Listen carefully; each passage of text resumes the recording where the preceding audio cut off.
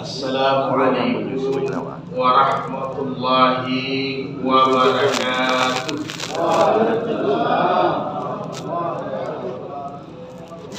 Alhamdulillah, subhanallah, Allahu akbar, subhanallah malikil quddus.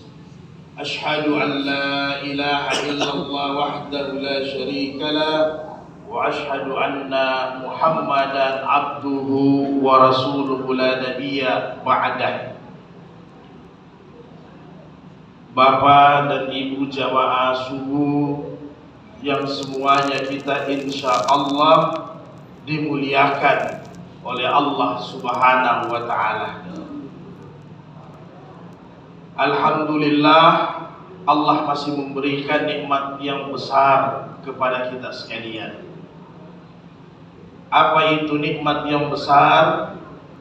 Allah masih kumpulkan kita bersama dengan orang-orang yang bertakwa. Karena di dalam ketakwaan itu ada ibadah amal saleh, dan ini yang telah kita laksanakan bersama-sama telah melaksanakan ibadah yang sangat besar, yaitu salat subuh secara berjamaah. Secara otomatis Bapak dan Ibuku sekalian yang kita hadir di tempat ini, kita yang mendapatkan doa Rasulullah. Dalam hadis-hadis sahih, Rasul sering berdoa sebelum subuh, Allahumma barik li ummati fi bukuriha. Ya Allah, Engkau berkahi umatku sampai hari kiamat, siapapun dia, yang dia selalu bangun sebelum subuh. Kita sudah mendapatkan doa dari Rasulullah, itu yang kita banggakan. Walaupun secara fisik Rasulullah tidak hadir bersama-sama kita, tetapi doa ini berlaku sampai hari kiamat. Siapa yang bangun sebelum subuh, maka dia bersama Rasulullah mendapatkan keberkahan. Ditambah lagi kenikmatan kita bisa salat subuh berjamaah. Dari 5 waktu salat, yang paling tinggi pahalanya adalah subuh. Makanya dalam hadis-hadis sahih Rasulullah katakan, "Lau ya'lamu ala ummati," andai kata umat saya ini tahu bagaimana keutamaan, ketinggian, kebesaran dari salat subuh, walau habwan, ujung hadis, walaupun mereka merangkak, maka mereka pasti datang salat subuh berjamaah di masjid. Kenapa Nabi sampaikan lau ya'lamu ala ummati? Ulama hadis mengatakan karena Nabi tahu bahwa subuh ini sedikit yang melaksanakan. Kenapa dia sedikit? Karena untuk mengangkat selimut itu luar biasa beratnya Bapak dan Ibu sekalian. Maka mudah-mudahan kita yang mendapatkan ini pahala yang besar pada saat ini. Apa itu pahalanya? Tidak bisa dijelaskan. Karena kata Rasulullah dalam hadis sahih, raka'atainil fajri khairu minad dunya wa ma fiha.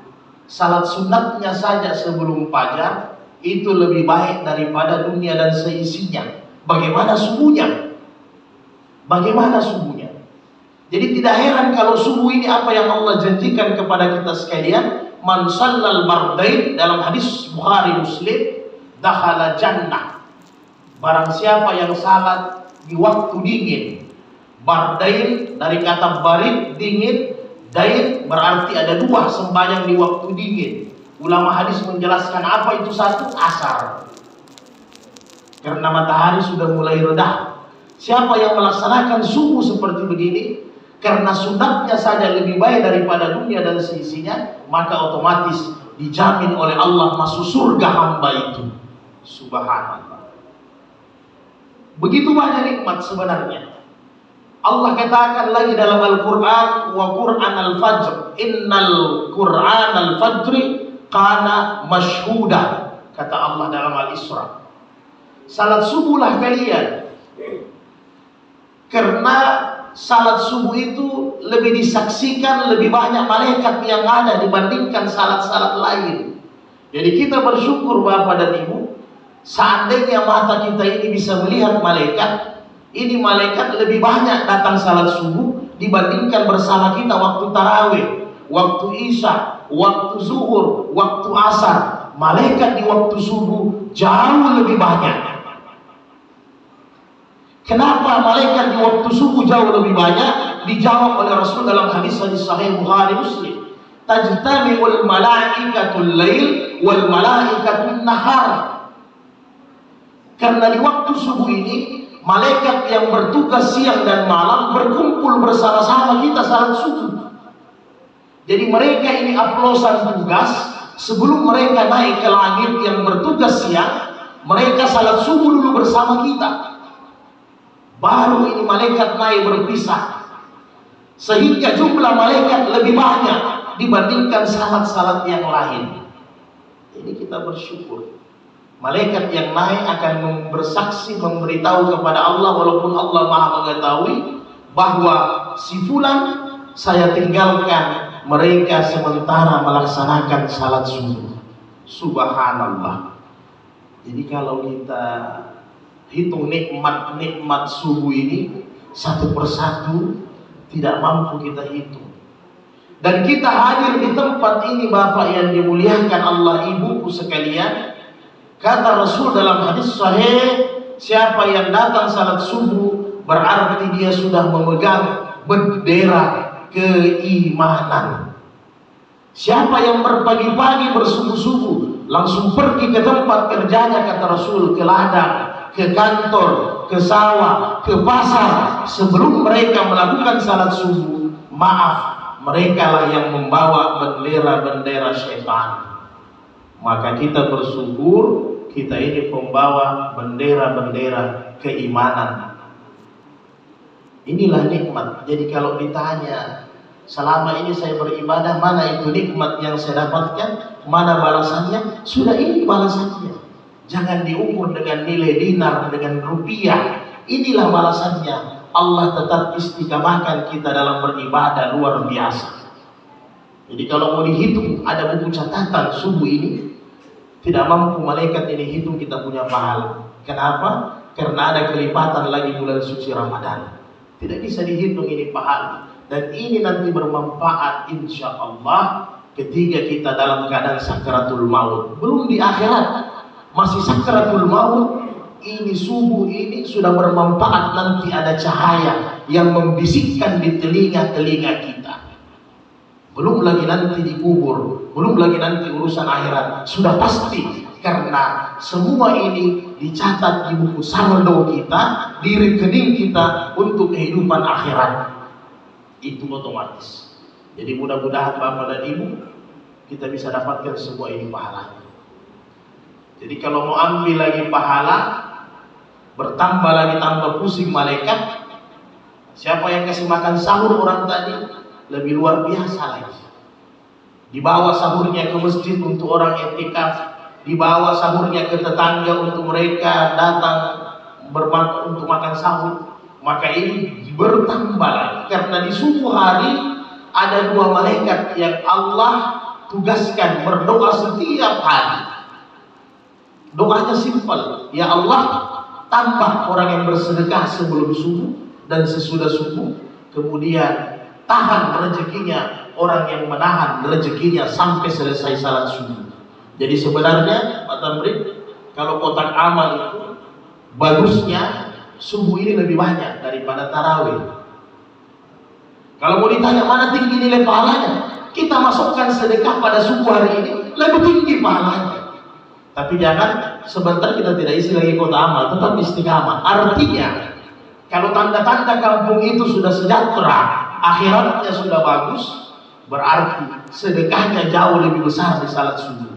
Karena di waktu salat subuh ini yang kita bicarakan tadi keutamaan, ditambah lagi ada malaikat khusus yang berdoa kepada orang-orang yang bersedekah di waktu subuh ini.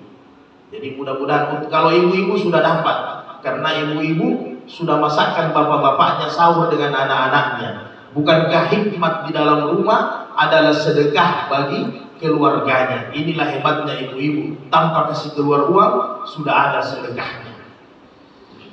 Jadi saudaraku Bapak yang dimuliakan Allah Subhanahu wa taala, mudah-mudahan semua keutamaan subuh ini bisa kita dapatkan nanti di yaumil qiyamah.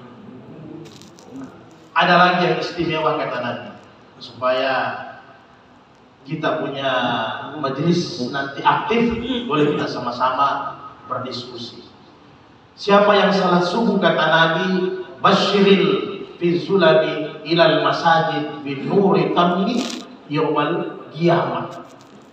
Siapa yang salat subuh di waktu yang gelap dia datang ke masjid, maka nanti di hari kemudian kegelapan ini akan digantikan oleh cahaya di hari kemudian.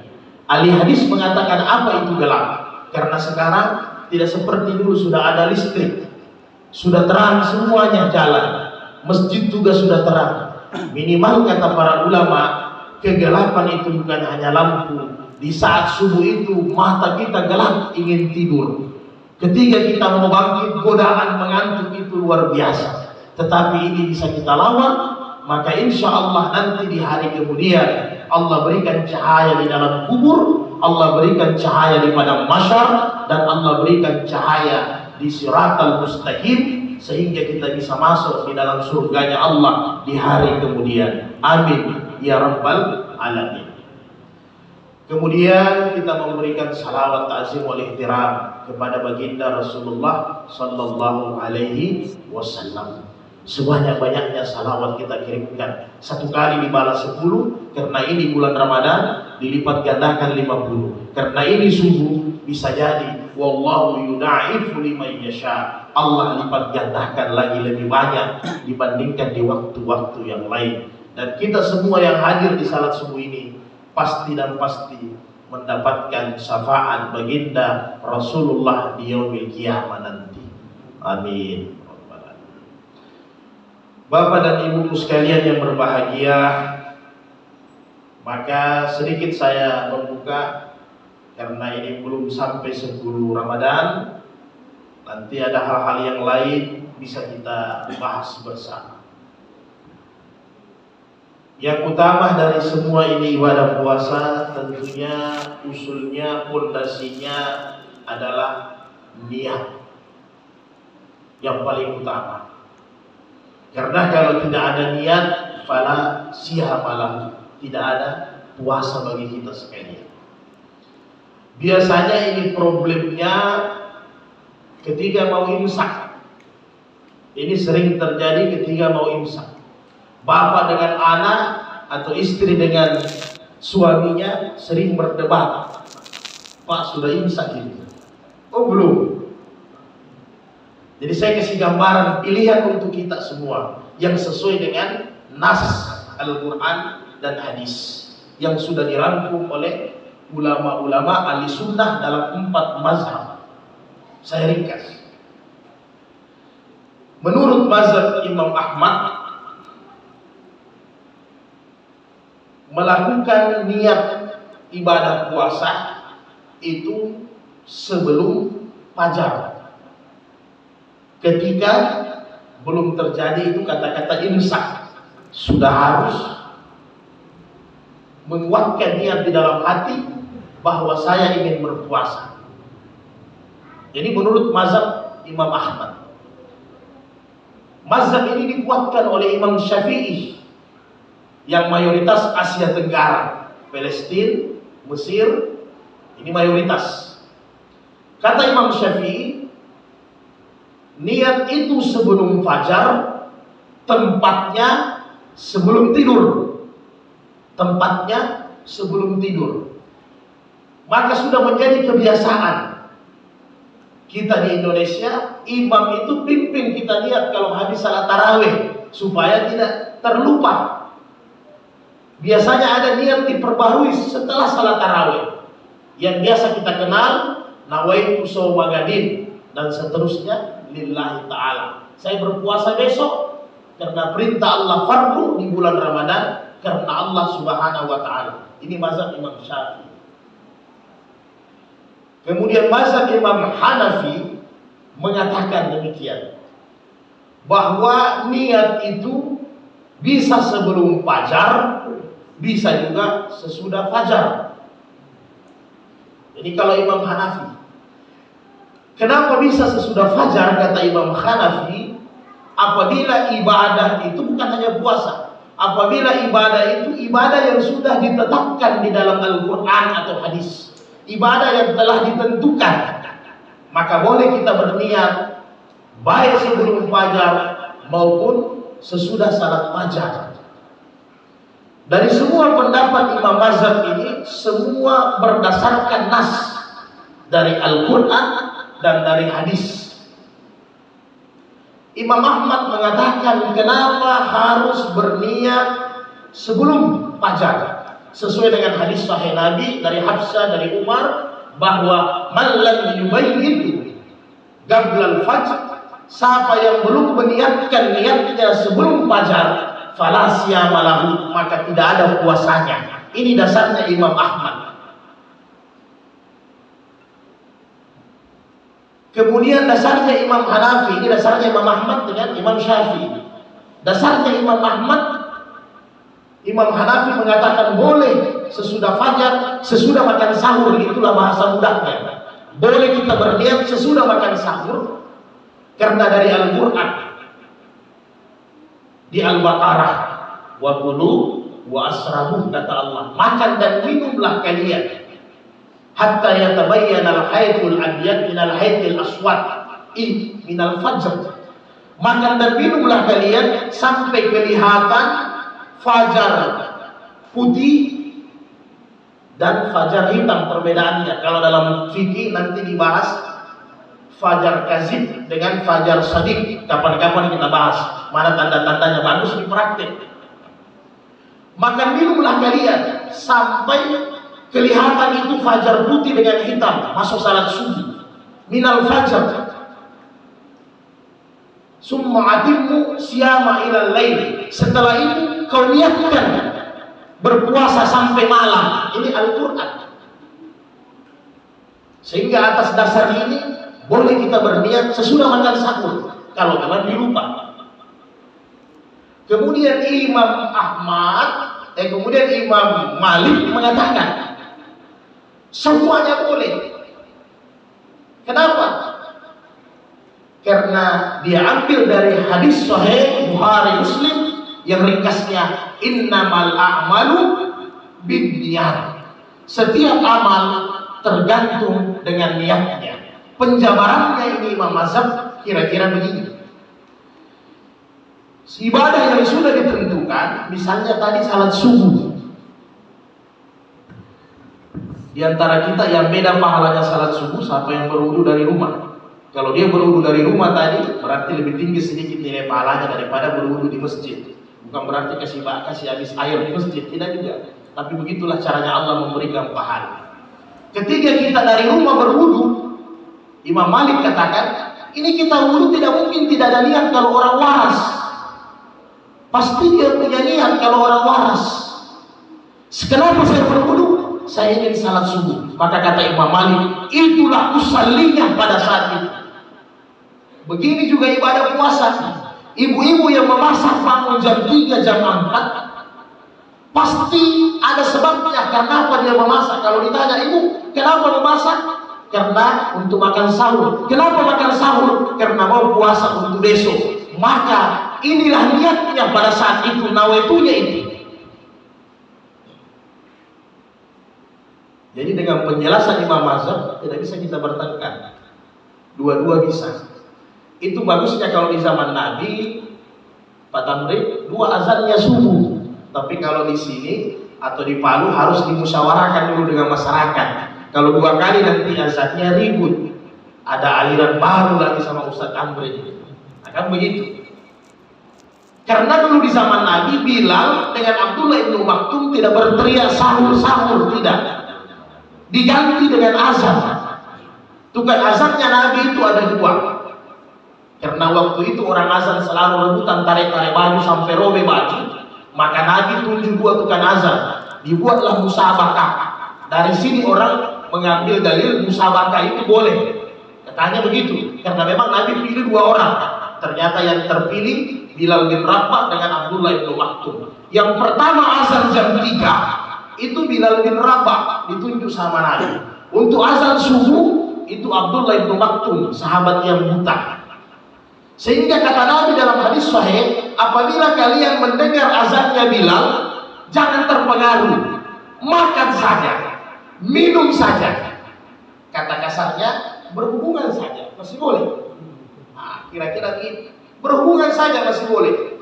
Sampai kata Nabi, kau dengar azannya Abdullah ibnu Maktum, berhenti makan. Nah, makanya ada sebagian sudah berteriak Pak Tamrin di masjid, imsak, imsak, masih ada yang makan. Kenapa? Karena dia berlandaskan hadis ini juga. Sampai kau dengar azannya Abdullah ibnu Maktum. Hanya persoalannya di kampung kita, di tempat kita tidak ada azan 2 kali. Itu persoalannya. Azan 2 kali tidak ada. Nah, seandainya setiap Ramadan ada azan 2 kali seperti ini, aman.